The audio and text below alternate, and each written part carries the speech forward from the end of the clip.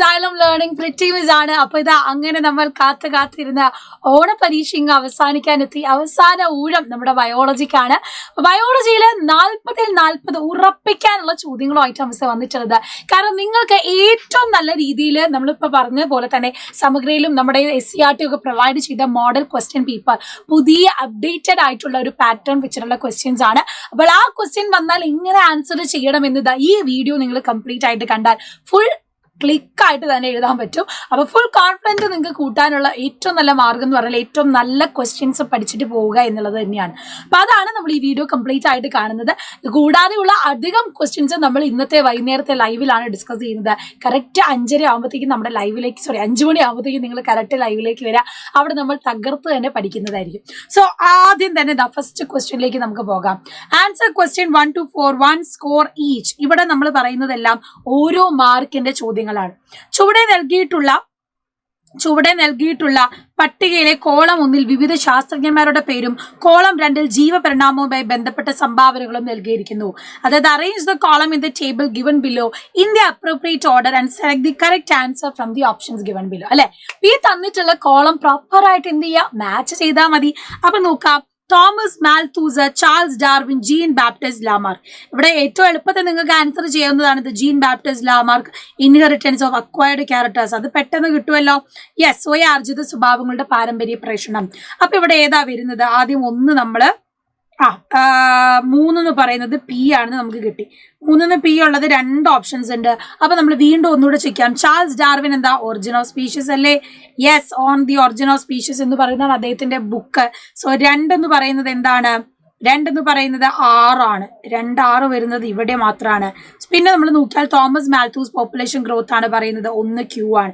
അപ്പൊ ഏറ്റവും എളുപ്പത്തിൽ തന്നെ ആൻസർ പറയാം. 4ാമത്തേതാണ് കറക്റ്റ് ഓപ്ഷൻ. ഇതുപോലെ മാത്സ് ഫോളോയിങ് ചെയ്യുമ്പോൾ ആലോചിച്ച് വേണം ഉത്തരം എഴുതാൻ. കുറെ കുട്ടികൾ ഇപ്പോഴും ഉണ്ട് ക്വസ്റ്റ്യൻ ഒക്കെ എഴുതുന്നത്. നിങ്ങൾ അങ്ങനെ ഒന്നും ചെയ്യണ്ട. ക്വസ്റ്റ്യൻ ഒന്നും എഴുതേണ്ട ആവശ്യമില്ല. ആൻസർ മാത്രം അതിൽ ഏത് ഓപ്ഷൻ ആണെന്ന് മാത്രം എഴുതിയാൽ മതി. വിവരിച്ചുകൊണ്ടിരുന്ന് വെറുതെ സമയം കളയേണ്ട. ഇത് 1 മാർക്കിന്റെ ചോദ്യമാണ്. അടുത്ത 2ാമത്തെ ചോദ്യം 1 മാർക്കിന്റെ ഏതാണ്?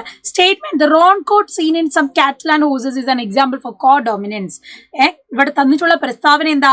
ചില കന്നുകാലികളിലും കുതിരകളിലും കാണുന്ന റോൺ കോട്ട് പാറ്റേൺ എന്ന് പറയുന്നത് കോഡോമിനൻസിന് ഉദാഹരണമാണെന്ന് പറയുന്നു. കാരണം തന്നിട്ടുണ്ട് allele for the dominant trait cannot completely mask the allele for the recessive trait. പ്രകട ഗുണത്തിന്റെ അലിലിനെ ഗുപ്ത ഗുണത്തിന്റെ അലിലിനെ പൂർണ്ണമായി മറയ്ക്കാൻ സാധിക്കുന്നില്ല. അല്ലെ, അതിനെ കംപ്ലീറ്റ് ആയിട്ട് എന്ത് ചെയ്യാൻ പറ്റില്ല, മറയ്ക്കാൻ പറ്റുന്നില്ല എന്നാണ് കാരണം തന്നിട്ടുള്ളത്. പക്ഷെ കോഡോമിനൻസിൽ നമ്മൾ പറയുന്നത് എന്താ? 2ഉം ഒന്നിച്ച് പ്രകടമാവുന്നു എന്നുള്ളതാ. ഒന്നിനെ കംപ്ലീറ്റ് ആയിട്ട് മറയ്ക്കാൻ സാധിക്കുന്നില്ല എന്ന് പറയുന്നത് ഏതാണ്? നമ്മൾ പഠിക്കുന്ന ഇൻകംപ്ലീറ്റ് ഡോമിനൻസിന് ഉദാഹരണമാണ്. അപ്പം സ്റ്റേറ്റ്മെന്റ് റീസണും കറക്റ്റാണ്. പക്ഷെ ഇവിടെ സ്റ്റേറ്റ്മെന്റിന്റെ അതിൻ്റെതായ ഒരു എക്സ്പ്ലനേഷൻ അല്ലെങ്കിൽ റീസൺ അല്ല തന്നിട്ടുള്ളത്. അതുകൊണ്ട് നമുക്ക് ഇതിൽ ഏത് ഓപ്ഷൻ പറയാം? Yes, statement is true but reason is incorrect. അല്ലെ, ഇതിന്റെ തന്നെ കാരണമല്ലാത്തത് കൊണ്ട് തന്നെ നമുക്ക് പറയാം റീസൺ ഇവിടെ തെറ്റാണ്. ഈ പ്രസ്താവനയുടെ കാരണം തെറ്റാണെന്ന് പറയാം. സോ കറക്റ്റ് ഓപ്ഷൻ എന്ന് പറയുന്നത് ഏതാണ്? 3ാമത്തേതാണ് നമ്മുടെ കറക്റ്റ് ഓപ്ഷൻ. ഇവിടെ അത് കറക്റ്റായിട്ട് മാച്ച് ചെയ്യുന്നുള്ള 4ാമത്തേത് കറക്റ്റ് മാർക്ക്. ഇനി നമ്മൾ ഇത് അടുത്ത ചോദ്യത്തിലേക്ക് പോവാണ്.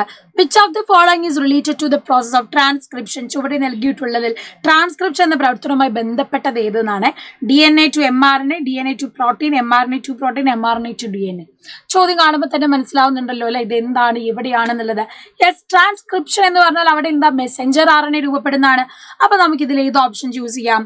യെസ്, DNA-യിൽ നിന്നും mRNA രൂപപ്പെടുന്നു. അപ്പൊ 1ാമത്തെ ഓപ്ഷൻ നമുക്ക് പ്രോപ്പർ ആയിട്ട് തന്നെ ഇവിടെ ചൂസ് ചെയ്യാം. ഇനി അടുത്ത question, identify the characteristic of primates and choose the correct answer. പ്രൈമേറ്റ്സിൽ ഏതാണെന്നാണ്? പ്രൈമേറ്റുകളുടെ സവിശേഷതകൾ തിരിച്ചറിഞ്ഞ് ശരിയായ ഉത്തരം തിരഞ്ഞെടുക്കാനാണ് ഇവിടെ പറയുന്നത്. അപ്പൊ നമുക്ക് നോക്കാം. ഇവിടെ P എന്ന് പറയുന്നത് thumb will not be in opposite direction. Thumb opposite ഡയറക്ഷനിലല്ല ഉണ്ടാവുക എന്ന് പറയുന്നുണ്ട്. ബൈനോക്കുലർ ട്രൈഡയമെൻഷണൽ വിഷൻ, ബൈനോക്കുലർ ആയിട്ടുള്ള ഒരു 3D വിഷൻ കിട്ടുന്നു. ലിവ് ഇൻ ഗ്രൂപ്പ്സ്, അല്ലേ, ഇവിടെ ഗ്രൂപ്പുകളായിട്ടാണ് ജീവിക്കുന്നത് എന്ന് പറയുന്നു. ഇവിടെ നമുക്ക് നോക്കിയാൽ അറിയാം ഏതാണ് കറക്റ്റ് എന്നുള്ളത്. Qഉം Rഉം കറക്റ്റ് ആണ് അല്ലെ. Qഉം Rഉം ആണ് കറക്റ്റ് ആയിട്ട് വരുന്നത്. സോ QR എന്ന് പറയുമ്പോൾ ഏതാ ഓപ്ഷൻ വരിക? സെക്കൻഡ് ഓപ്ഷൻ ആണ് കറക്റ്റ് ആൻസർ അല്ലെ. സെക്കൻഡ് ഓപ്ഷൻ ആണ് കറക്റ്റ് ആൻസർ. ഇതുപോലെ ചോദ്യം വായിച്ചു നോക്കണം ഏതാണ് ശരി. ഇവിടെ ചോദിച്ചത് പ്രൈമേറ്റുകളുടെയാണ്. അപ്പൊ ആദ്യത്തെ തെറ്റാണ് എന്ന് നമുക്ക് വ്യക്തമായിട്ട് അറിയാം. ഇനി ഇതാ നമ്മുടെ ക്രോസിൽ നിന്നുള്ള ചോദ്യമാണ്. ഡയറക്റ്റ് ആയിട്ട് നിങ്ങൾക്ക് ആൻസർ എഴുതാവുന്നതേ ഉള്ളേ. Observe the illustration given below and answer the question. ചുവടെ നൽകിയുള്ള ചിത്രീകരണം നിരീക്ഷിക്കുക. ദ ടോൾ റൗണ്ട് സ്ക്വയർ തന്നിട്ടുണ്ട്. അപ്പൊ ഗമേറ്റ് അല്ലെങ്കിൽ ബീജകോശങ്ങൾ ഇത് വരും capital T capital R. Dwarf and wrinkled സീഡാണ് തന്നിട്ടുള്ള പാരന്റ്. അപ്പൊ അതിൽ നിന്നും നമ്മൾ എന്ത് ചെയ്യുന്നു, ഗമേറ്റിന് ഉണ്ടാക്കിയെടുക്കുമ്പോൾ ഇവിടെ സ്മോൾ ടി സ്മോൾ ആർ ആണ് വരുന്നത്. അപ്പൊ gamete small T small R എങ്കിൽ പാരന്റ് എന്ത് വരും, സ്മോൾ ടി സ്മോൾ ആർ ആണ് വരുന്നത്. അപ്പൊ രണ്ട് രീതിയിലും ചോദ്യം വരാം. അപ്പൊ അതറിയണേ.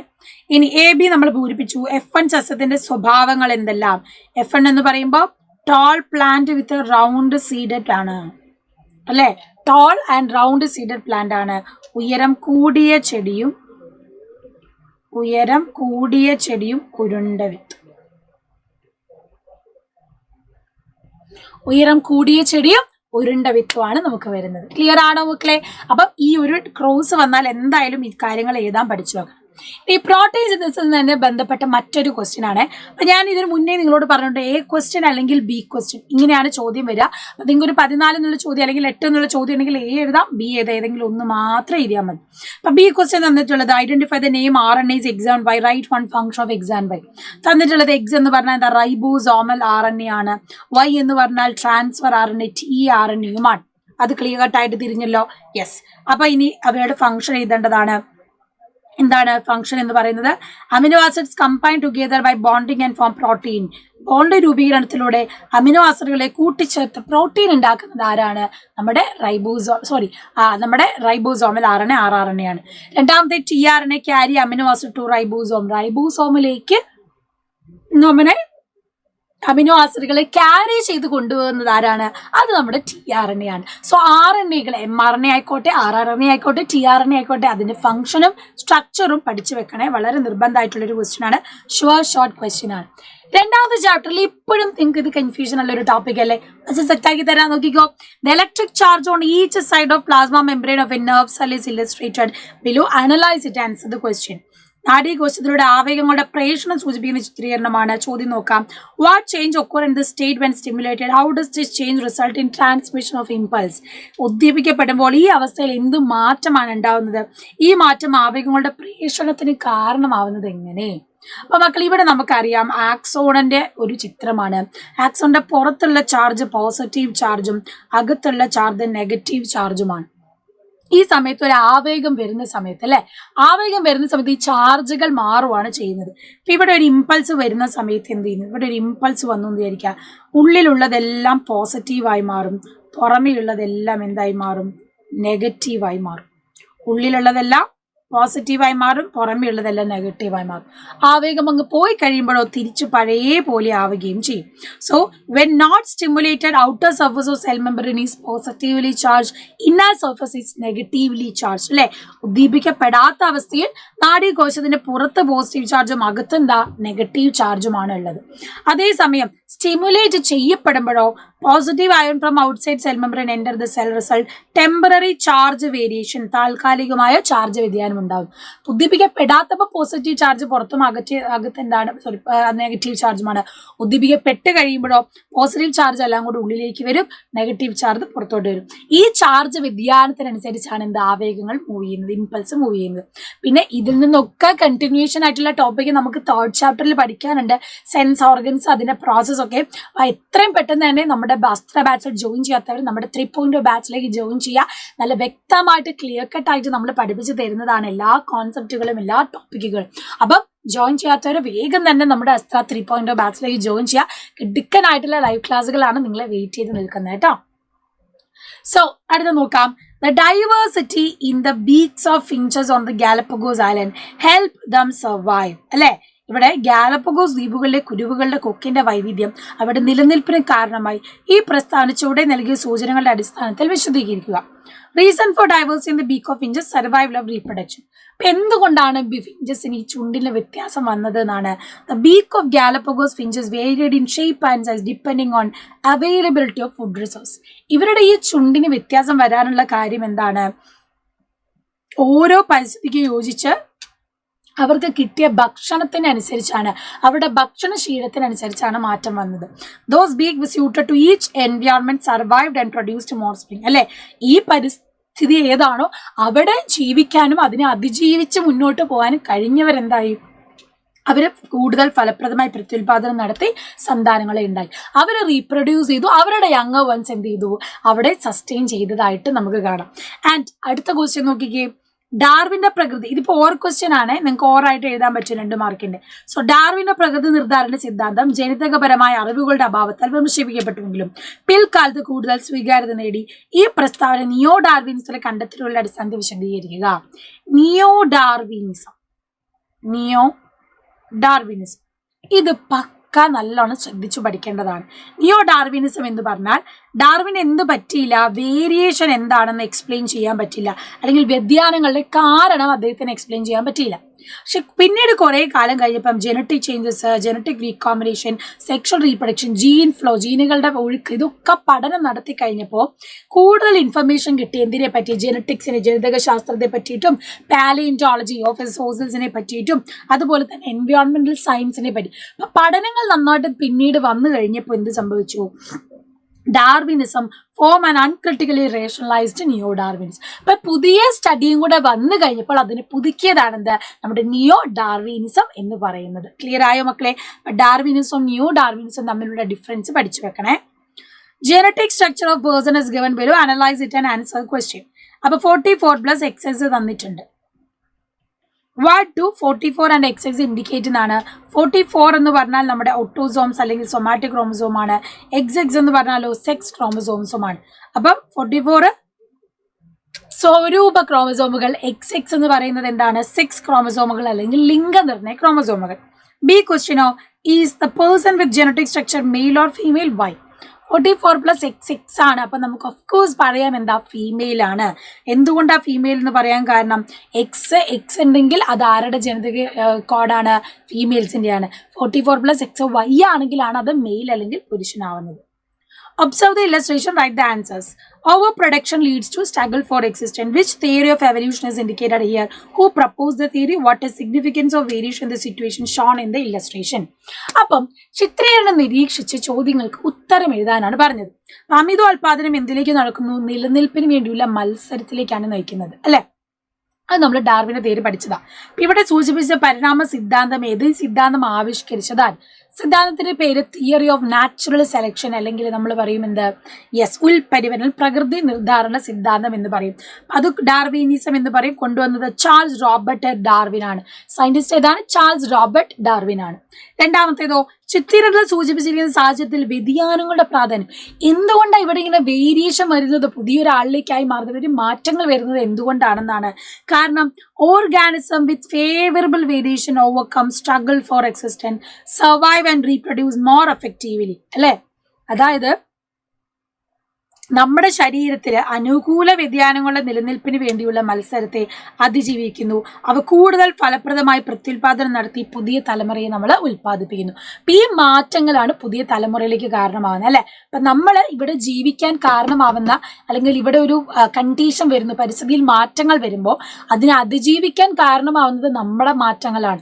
അതുകൊണ്ടാണ് നമുക്ക് അവിടെ സർവൈവ് ചെയ്യാൻ പറ്റുന്നത്. അതാണ് വേരിയേഷന്റെ ഒരു ഇമ്പോർട്ടൻസ് മനസ്സിലാക്കേണ്ടത്. നമ്മൾ ഫസ്റ്റ് ചാപ്റ്ററിൽ പഠിക്കുന്നതിന്റെ കണ്ടിന്യൂഷൻ ആണ് സെക്കൻഡ് ചാപ്റ്റർ നിങ്ങൾക്ക് കാണാൻ പറ്റുന്നത്. Part of scientific article about evolution of life is given below. Read it and answer the question. Random changes in genes are passed down from generation to generation, have a major impact on evolution of life. Origin of life ബുക്കിലുള്ള ചില കാര്യങ്ങളാണ് കൊടുത്തിട്ടുള്ളത്. ജീനുകളിൽ ആകസ്മികമായി ഉണ്ടാകുന്നതും തലമുറകളിലേക്ക് കൈമാറുന്നതുമായ മാറ്റങ്ങൾക്ക് ജീവപരിണാമത്തിൽ വലിയ സ്വാധീനമുണ്ട്. ഉണ്ടല്ലേ? ശരിക്കും അതായത് നമ്മുടെ ശരീരത്തിൽ വരുന്ന മാറ്റങ്ങൾ അല്ലെങ്കിൽ ചില ജീനിലുള്ള ചേഞ്ചസ് അടുത്ത തലമുറയിലേക്ക് പോകും. അങ്ങനെ മാറി മാറി അതാണ് എവല്യൂഷനിലേക്ക് നയിക്കുന്നത്, പരിണാമത്തിലേക്ക് നയിക്കുന്നത്. What is the genetic process mentioned in the scientific article? How does this process influence in the evolution of life? Suggest any two reason lead to this process. ഇവിടെ പറയുന്ന പ്രക്രിയ, ഈ പ്രക്രിയയിലേക്ക് നയിക്കുന്ന 2 കാരണങ്ങൾ എഴുതാനാണ്. അപ്പം ജീനിൽ വരുന്ന ചേഞ്ചസ് അടുത്ത തലമുറയിലേക്ക് പോകുന്നുണ്ടെങ്കിൽ തന്നെ കേട്ടാൽ ആൻസർ വേണം മ്യൂട്ടേഷൻ ആണ്. കുറേ കുട്ടികൾ കമന്റ് ബോക്സിൽ ഞാൻ കണ്ടിരുന്നു, മ്യൂട്ടേഷനിൽ നിന്ന് എങ്ങനെയാ മെസ്സേജ് ചോദ്യം വരിക, ക്രോസിംഗ് ഓവറിൽ നിന്ന് എങ്ങനെയാ ചോദ്യം വരിക എന്നൊക്കെ ചോദിച്ചിട്ട് എന്താ കണ്ടോല, ഇതാണ് ചോദ്യം. മ്യൂട്ടേഷനുമായി ബന്ധപ്പെട്ട് ചോദ്യങ്ങൾ വരും ഇതുപോലെ. കണ്ടോ, random changes in genes are passed on from generation. ജീനിലുള്ള മാറ്റം തലമുറകളായി കൈമാറപ്പെടുന്നു. അപ്പൊ തന്നെ മനസ്സിലാക്കിക്കോളണം ഇത് ആരെ പറ്റിയിട്ടാ പറയുന്നത്, നമ്മുടെ മ്യൂട്ടേഷൻ ഉൽപരിവർത്തനത്തെ പറ്റിയിട്ടാണ്. And the changes in genes lead to variation may be evolution. ജീനിൽ മാറ്റം വന്നാൽ അത് വ്യതിയാനമായി. ആ വ്യതിയാനങ്ങൾ എന്ത് ചെയ്യുന്നു, കുറേ കാലങ്ങൾ ഇങ്ങനെ കൈമാറ്റം ചെയ്യപ്പെട്ട് അത് പരിണാമത്തിലേക്ക് നയിക്കുന്നു. ആൻഡ് രണ്ടാമത്തെ ക്വസ്റ്റ്യൻ, ഈ പ്രക്രിയയെ നയിക്കുന്ന 2 കാരണങ്ങൾ. ഒന്ന്, errors during DNA replication. DNA ഇരട്ടിക്കലിന്റെ ഇടയിൽ ഉണ്ടാവുന്ന മാറ്റങ്ങളാവാം. സർട്ടൻ കെമിക്കൽസ്, റേഡിയേഷൻ, രാസവസ്തുക്കളോ അല്ലെങ്കിൽ അൾട്രാവയലറ്റ് വികിരണങ്ങളോ ഒക്കെ മ്യൂട്ടേഷന് കാരണമാകാവുന്നതാണ്. 11ാമത്തെ ക്വസ്റ്റ്യൻ, ഗിവ് റീസൺ ആണ്. Y chromosomes are responsible development of male embryo. ശരിയല്ലേ? കാരണം അതിലുള്ള SRY ജീനാണ് നമ്മുടെ ടെസ്റ്റസിലെ എംബ്രിയോ അല്ലെങ്കിൽ എംബ്രിയോയിലെ ടെസ്റ്റസിന് ഡെവലപ്മെന്റ് നടത്തുന്നത്. When tall plant with red flower cross with short plant with white flower in the second generation, some plants may B toll with white flower. ഉയരം കൂടിയ ചുവന്ന പൂക്കളുള്ള ചെടിയും ഉയരം കുറഞ്ഞ വെളുത്ത പൂക്കളുള്ള ചെടിയുമായി വർഗ്ഗസങ്കലനം നടത്തുമ്പോൾ രണ്ടാം തലമുറയിൽ ഉയരം കൂടിയ വെളുത്ത പൂക്കളും ചെടികളും ഉണ്ടാകാറുണ്ട് എന്നാണ് പറയുന്നത്. അപ്പൊ അതെങ്ങനെ ഉണ്ടായി? യെസ്, കാരണം each trait is inherited independently to next generation without mixing each other. ഇവിടെയാണ് മെന്റലിന്റെ പോസ്റ്റുലേറ്റ് വരുന്നത്. മെന്റലിന്റെ പോസ്റ്റുലേറ്റ് എഴുതുക അല്ലെങ്കിൽ അങ്ങനെ ഡയറക്റ്റ് ആയിട്ട് ചോദ്യങ്ങൾ വരില്ല. പകരം എന്താ ചോദിച്ചേ, കണ്ടോ, എന്താണ് ഇവിടുത്തെ കാരണം, എന്തുകൊണ്ടാണ് ഓരോന്നും ഓരോ സ്പെസിഫിക് ആയിട്ട് കളർ മാറി അടുത്ത തലമുറയിലേക്ക് പോയതെന്നാണ്. കാരണം എന്താണ്? Independent assortment. Independent assortment, law of independent assortment മെന്റലിന്റെ പോസ്റ്റുലേറ്റ്സ് നമ്മൾ കാണുന്നതാണ്. അപ്പോൾ ഓരോ സ്വഭാവം ഓരോന്നും എന്തായി സ്വതന്ത്രമായിട്ടാണ് അടുത്ത തലമുറയിലേക്ക് പോകുന്നത്. അപ്പൊ പരസ്പരം കൂടിക്കലരാതെ ഓരോ അലിൽ ജോഡിയിലെയും ഘടകങ്ങൾ സ്വതന്ത്രമായി അടുത്ത തലമുറയിലേക്ക് വ്യാപരിക്കുന്നത് കൊണ്ടാണ് ഇവിടെ എന്ത് സംഭവിച്ചത്, ഉയർന്ന ചുവന്ന ചെടിയും ഉയരം കുറഞ്ഞ വെളുത്ത ചെടിയും അടുത്ത തലമുറയിലേക്ക് പോകുമ്പോൾ എന്താണ്, ചിലത് ടോളും ചിലത് വൈറ്റുമായിട്ടും മാറുന്നത്.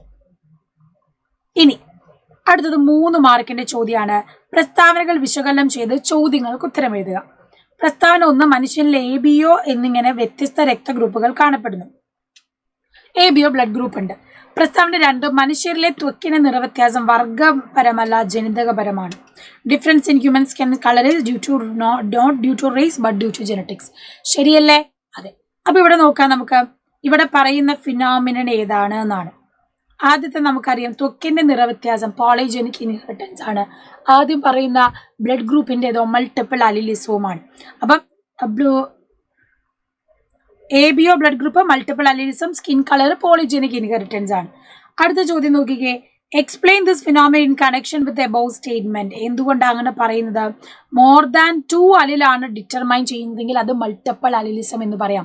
മോർ ദാൻ 2 ജീൻ അല്ലെ, ഒന്നിൽ കൂടുതൽ ജീൻസ് ആണ് മെലാനിന്റെ പ്രൊഡക്ഷനെ സ്വാധീനിക്കുന്നത്. അപ്പൊ നമുക്ക് പറയാം പോളിജീനിക് ഇൻഹെറിറ്റൻസ്. ഇതാണ് 2 നോൺ മെന്റേലിയൻ ഇൻഹെറിറ്റൻസ്. ഇനി അടുത്ത് നോക്കാം, ബി ക്വസ്റ്റ്യൻ. A അല്ലെങ്കിൽ B എഴുതാം. Topic of the seminar is genetics, the blueprint of life. Some hints of presentation slides are given below. Give a short explanation of each of this. 3 മാർക്കിന്റെ ചോദ്യമാണ്. അപ്പം നല്ലോണം answer ശ്രദ്ധിച്ച് എഴുതണം. Heredity and വേരിയേഷനെ പറ്റിയിട്ടാണ് എഴുതേണ്ടത്. എന്താ വ്യത്യാസം? ഹെറിഡിറ്റി എന്ന് പറഞ്ഞാൽ പാരൻസിൽ നിന്ന് നമുക്ക് കിട്ടുന്ന അതേ ഫീച്ചേഴ്സ് ആണ് അല്ലെ, പാരമ്പര്യം എന്ന് പറയും. അതേസമയം വേരിയേഷൻ എന്ന് പറഞ്ഞാലോ ഡിഫർ ഫ്രം പാരൻസ് ആണ്. നമ്മുടെ മാതാപിതാക്കളിൽ നിന്നും വ്യത്യസ്തമായി നമുക്ക് കിട്ടുന്ന സ്വഭാവ ഗുണങ്ങളാണെന്ത്? വേരിയേഷൻ അല്ലെങ്കിൽ വ്യതിയാനം എന്ന് പറയുന്നത്. അടുത്തതോ ജീൻ ആൻഡ് അലിലാണ്. ജീൻ എന്ന് പറഞ്ഞാൽ specific sequence of nucleotide in the DNA. നമ്മുടെ സ്വഭാവങ്ങളെ നിയന്ത്രിക്കുന്ന DNA സ്പെസിഫിക് സീക്വൻസുകളെയാണ് നമ്മൾ ജീൻ എന്ന് പറയുന്നത്. സ്വഭാവത്തെ നിയന്ത്രിക്കുന്ന ഒരു ജീനിന്റെ 2 ഘടകങ്ങളാണത് അലിലുകൾ എന്നും പറയുന്നു. ഒരു ജീനിന്റെ 2 ഘടകങ്ങളാണത് അലിൽ എന്നും പറയുന്നു. 3ാമത്തെ ഫീനോടൈപ്പും ജീനോടൈപ്പാണ്. അത് എളുപ്പത്തിൽ തന്നെ നിങ്ങൾക്ക് എഴുതാവുന്നതല്ലേ ഉള്ളൂ. യെസ്, ഫീനോടൈപ്പ് എന്ന് പറഞ്ഞാൽ അവിടെ എന്താണ്? ഒബ്സർവബിൾ ഫീച്ചേഴ്സ് ആണ്. ഒബ്സർവബിൾ അല്ലെ, ഉയരം അല്ലെങ്കിൽ പൊക്കക്കുറവ്, നിറം, ഇതൊക്കെ എന്താ? ഒബ്സർവബിൾ ആണ്. അത് ഡോമിനന്റ് ആയിട്ട് ക്യാരക്ടർ ആവില്ല. അതാണ് നമ്മൾ ഫീനോടൈപ്പ് എന്ന് പറയുന്നത്. അതേസമയം ഇവിടെ എന്താണ്? ജീനോ ടൈപ്പ് എന്ന് പറയുന്നത് എന്താ, ലെറ്റർ വെച്ച് നമ്മൾ റെപ്രസെന്റ് ചെയ്യുന്ന. So genetic constitution responsible for the characteristic അല്ലെ, നമ്മുടെ ജനിതക ഘടനയെ നിയന്ത്രിക്കുന്നവനെയാണ് നമ്മൾ എന്ത് പറയുന്നത്, ജീനോ ടൈപ്പ് എന്ന് പറയുന്നത്. അപ്പൊ ജീനോ ടൈപ്പും ഫീനോടൈപ്പും വ്യത്യസ്തമാണ്, അത് മനസ്സിലാക്കണം. 13ാമത്തെ ചോദ്യം നോക്കിക്കോ, ഇതും ഒരു ഇമ്പോർട്ടന്റ് ക്വസ്റ്റ്യൻ ആണ്. ഇതൊരു ഇമ്പോർട്ടന്റ് ക്വസ്റ്റ്യൻ ആണ്. Analyse the given picture and answer the question. Which part is marked labelled as X? How this part reference central nervous system and the peripheral nervous system. എങ്ങനെ വ്യത്യാസപ്പെട്ടിരിക്കുന്നു എന്നാണ്. ഈ തന്നിട്ടുള്ളത് ആരാണ്, നമ്മുടെ മൈലിൻ ഷീത്താണ്. മൈലിൻ ഷീത്ത് നമുക്ക് ബ്രെയിനിലും spinal കോഡിലും കാണാം. അവിടെ ഒളിഗോഡെൻഡ്രോസൈറ്റ് സെല്ല് വെച്ചാണ് ഉണ്ടാക്കിയിരിക്കുന്നത്. എന്നാൽ നെർവ്സിൽ ഷ്വാൻ സെല്ല് വെച്ച്, അതായത് ബ്രെയിനും നമ്മുടെ സ്പൈനൽ കോഡിലും നമ്മുടെ ആക്സോണിനെ ചുറ്റി കാണുന്നത് ഒളിഗോഡെൻഡ്രോസൈറ്റാണ്. പക്ഷെ നമ്മുടെ ബോഡിയിലൂടെ പോകുന്ന നെർവുകളിലുള്ള ആക്സോണിനെ ചുറ്റിയിട്ട് കാണുന്നത് എന്താണ്, ഷ്വാൻ സെല്ലാണ്. അതാണ് ഇവർ തമ്മിലുള്ള വ്യത്യാസം. അടുത്തതോ, write 3 functions of the parts. Myelin ഷീറ്റിന്റെ ഫംഗ്ഷൻ എഴുതാനാണ്. ഇൻസുലേറ്റർ ആയിട്ട് ആക്ട് ചെയ്യുന്നുണ്ട്, ആക്സോണിന് പോഷണം നൽകുക, ഇമ്പൾസ് ട്രാൻസ്മിഷൻ സ്പീഡ് കൂട്ടുക, പിന്നെയോ ആക്സോണിന്റെ ബാഹ്യശതകളിൽ നിന്ന് സംരക്ഷിക്കുക, ആവേഗ പ്രസരണ വേഗത കൂട്ടുക, ഇമ്പൾസിന്റെ ട്രാൻസ്മിഷന്റെ സ്പീഡ് കൂട്ടാനും ആര് സഹായിക്കുന്നുണ്ട്, നമ്മുടെ ഈ ഒരു മൈലിൻ ഷീറ്റ് സഹായിക്കുന്നുണ്ട്. ഇനി ഒരു ഓർ ക്വസ്റ്റ്യൻ ആണ്. Structure of synapse found at the junction of 2 nerve cell. What does P represent? P represent എന്ന് പറഞ്ഞാൽ പ്രീ സിനാപ്റ്റിക് നോബാണ്. ആ പറയുന്ന വെസിക്കിളിന്റെ ഉള്ളിലാണ് ആര് റിലീസ് ചെയ്യുന്നത്, നമ്മുടെ ന്യൂറോ ട്രാൻസ്മിറ്റർ റിലീസ് ചെയ്യുന്നത്. ഇനി അടുത്ത് നോക്കാം. How does this part help control speed of direction of nerve impulse? ആവേഗങ്ങളുടെ വേഗത ദിശ നിയന്ത്രിക്കുന്നതിന് ഈ ഭാഗത്തിന്റെ പങ്ക് എന്താണെന്നാണ്. ഒന്നുമില്ല, ന്യൂറോ ട്രാൻസ്മിറ്റർ എന്ത് ചെയ്യുന്നു, പോസ്റ്റ് സിനാപ്റ്റിക് മെമ്പറിന്റെ റിസപ്റ്ററുമായിട്ട് ബൈൻഡ് ചെയ്യുന്നു. അവിടുന്ന് ഈ ന്യൂറോ ട്രാൻസ്മിറ്റർ ഈ മാറുന്ന സമയത്ത് എന്ത് സംഭവിക്കുന്നു, ഈ കെമിക്കൽ എനർജി വീണ്ടും ഇലക്ട്രിക്കൽ എനർജി ആയിട്ട് മാറുന്നു. അതാണ് സിനാപ്സിൽ വെച്ച് സംഭവിക്കുന്നത്. അപ്പൊ ഒരു ഡയറക്ഷനിൽ മാത്രമേ നടക്കൂ. അപ്പൊ ഡയറക്ഷനും അതുപോലെ തന്നെ സ്പീഡ് കൂട്ടാനും ഒക്കെ എന്ത് ചെയ്യുന്നു, ഈ സിനാപ്സ് ആണ് ഹെൽപ്പ് ചെയ്യുന്നത്. Humans, how does this part help to improve efficiency of brain function? നമ്മുടെ ബുദ്ധിനെ ഇതെങ്ങനെ ഹെൽപ്പ് ചെയ്യുന്നതാണ്. നിങ്ങൾ എവല്യൂഷനിലേക്ക് കടക്കുമ്പോൾ തന്നെ ഇത് നിങ്ങൾക്ക് കാണാൻ പറ്റും. സിനാപ്സ് എന്ത് ചെയ്യുന്നു, transmit impulse to only one direction, increase speed of impulse. Advance mental process are made possible with the help of synapse of neuro cortex. കണ്ടോ, ന്യൂറോ കോർട്ടെക്സിൽ നിന്ന് ചോദ്യം വന്നത്. ന്യൂറോ കോർട്ടെക്സ് വായിച്ചിട്ട് വേണം പോകാൻ കേട്ടോ. അത് എക്സ്ട്രാ റീഡിംഗ് അല്ല, അത് നിങ്ങൾ പഠിച്ചിട്ട് വേണം പോകാൻ. അപ്പൊ ഇവിടെ ഈ പറയുന്ന സിനാപ്സിന്റെ ഉപയോഗത്തിനനുസരിച്ച് നമ്മുടെ ബുദ്ധി വികാസം കൂടും. അതാണ് നമ്മുടെ സിനാപ്സ് കൂടുന്നതിനനുസരിച്ച് ന്യൂറോ കോർട്ടെക്സിൽ ഡെവലപ്മെന്റ് ഉണ്ടാവുന്നു എന്ന് പറയുന്നത്. അത് നോട്ട് ചെയ്ത് വായിച്ചിട്ട് വേണം പോകാൻ. Observe the illustration of chromosome given below. P Q ആണ്. പി ക്രോമാറ്റിഡ് ആണ്. ക്യൂ എന്ന് പറയുന്നതോ സെൻട്രോമിയർ ആണ്. DNA പ്രോട്ടീനുകൾ എന്നിവ ചേർന്ന് ചിത്രത്തിൽ കാണുന്ന ഘടന രൂപപ്പെടുന്നത് എങ്ങനെ? നമ്മൾ പഠിക്കുന്നതാണല്ലോ, ന്യൂക്ലിയോസോം ഫോർമേഷൻ ആണ്. അപ്പൊ ഇതിൽ 8 ഹിസ്റ്റോൺ പ്രോട്ടീൻ എന്ത് ചെയ്യുന്നു, ഒരു ഹിസ്റ്റോൺ ഒക്ടാമർ ഫോം ചെയ്യുന്നു. അതിലേക്ക് DNA സ്ട്രാൻഡുകൾ എന്ത് ചെയ്യുന്നു, വൈൻഡ് ചെയ്യുന്നു. അപ്പൊ DNA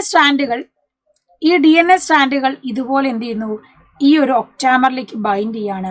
അങ്ങനെ ബൈൻഡ് ചെയ്ത് അത് വീണ്ടും സൂപ്പർ കോയിൽ ചെയ്തിട്ടാണ് DNA അല്ലെങ്കിൽ ക്രോമസോം ആയിട്ട് മാറുന്നത്. 8 ഹിസ്റ്റോൺ പ്രോട്ടീനുകൾ ചേർന്ന് ഒരു ഹിസ്റ്റോൺ ഒക്ടോമർ ഉണ്ടാകുന്നു. DNA ഇഴകൾ ഇതിന് വലയം ചെയ്ത് ന്യൂക്ലിയോസോം ഉണ്ടാകുന്നു. നിരവധി ന്യൂക്ലിയോസോമുകളെ അടുക്കി ചേർത്ത് ചുരുകളാക്കി അവയെ വീണ്ടും ചുരുളകളാക്കിയാണ് ഒരു ക്രോമസോം ഉണ്ടാകുന്നത്. അപ്പൊ ആദ്യം ഒന്ന് കോയിൽ ചെയ്യുന്നു, വീണ്ടും സൂപ്പർ കോയിൽ ചെയ്യുന്നു. അങ്ങനെയാണ് അവസാനം എന്ത് ഫോം ചെയ്യുന്നത്, നമ്മുടെ ക്രോമസോം രൂപപ്പെടുന്നത്. Redraw the diagram and label the following parts. ചിത്രം പകർത്തി വരച്ച് ചുവടെ നൽകിയ ഭാഗങ്ങൾക്ക് പേരെഴുതി അടയാളപ്പെടുത്താനാണ്. ന്യൂറോ ട്രാൻസ്മിറ്റർ അടങ്ങിയിരിക്കുന്ന ഭാഗം ഏത് എന്നാണ് കേട്ടോ. ന്യൂറോ ട്രാൻസ്മിറ്റർ അടങ്ങിയിരിക്കുന്ന എവിടെയാ, നമ്മുടെ സിനാപ്റ്റിക് നോബിലാണ്. രണ്ടാമത്തെയോ, part that contain neuro transmitter എഴുതി. Short thin fibre extend from cell body. കോശശരീരത്തിൽ നിന്നും പുറപ്പെടുന്ന നീളം കുറഞ്ഞ നേർത്ത തന്തുവാണ്. അതാണ് ഇവിടെ കൊടുത്തിട്ടുള്ളത് നമ്മുടെ ഡെൻട്രോൺ അല്ലെ. ഡെൻട്രോൺ എന്ന് പറയും. അപ്പൊ ചിത്രം റീഡ്രോ ചെയ്ത് വരയ്ക്കാൻ ചോദിക്കും. അപ്പൊ വ്യക്തമായിട്ട് വരയ്ക്കണം. കുറെ പേര് ലേബൽ ചെയ്യാൻ മറക്കും. അങ്ങനെ ചെയ്യരുത്. ലേബൽ ചെയ്താലേ നിങ്ങൾക്ക് എന്ത് കിട്ടും, മാർക്ക് കിട്ടും. Explain of fossil of following organism support idea of evolution. Archaeopteryx എന്തിന്റെ കണക്ഷൻ ആയിരുന്നു, features of both reptiles and birds അല്ലെ. നമ്മുടെ ഉരകങ്ങളും അതുപോലെ തന്നെ പക്ഷികളും തമ്മിലുള്ള ബന്ധത്തെ സൂചിപ്പിക്കുന്നതാണെന്ത്, ഈ ആർക്കിയോപ്റ്ററിക്സ് fossil.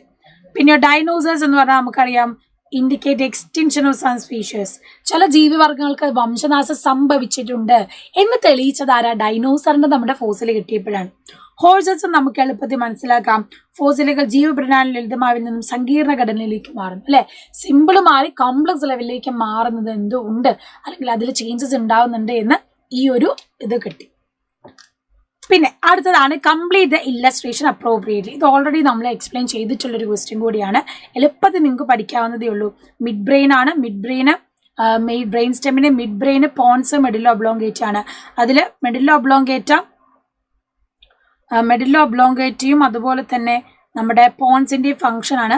Muscular activity I and facial muscles ഒക്കെ കൺട്രോൾ ചെയ്യുന്ന പോൺസ് ആണ്. ഇൻവോളണ്ടറി ആക്ടിവിറ്റി നമ്മുടെ കഫിങ്, സ്നീസിങ്, വോമിറ്റിംഗ് ഇതൊക്കെ കൺട്രോൾ ചെയ്യുന്ന മെഡില്ലോ ഒബ്ലോങ്കേറ്റ് ആണ്. ബ്രെയിൻ്റെ ചിത്രം നല്ല നിർബന്ധമായിട്ട് തന്നെ ആലോചിച്ച് പഠിച്ചു വെക്കണേ. അടുത്ത ക്വസ്റ്റ്യൻ ഇതാന്ന് കൊടുത്തിട്ടുള്ളത് ക്രോസിംഗ് ഓവർ അല്ലേ. ക്രോസിംഗ് ഓവർ ആണ് 4 മാർക്കിന്റെ ചോദ്യമാണ്. 4 മാർക്കിന് നിങ്ങൾക്ക് ഓരോ ഓപ്ഷൻ വരാം.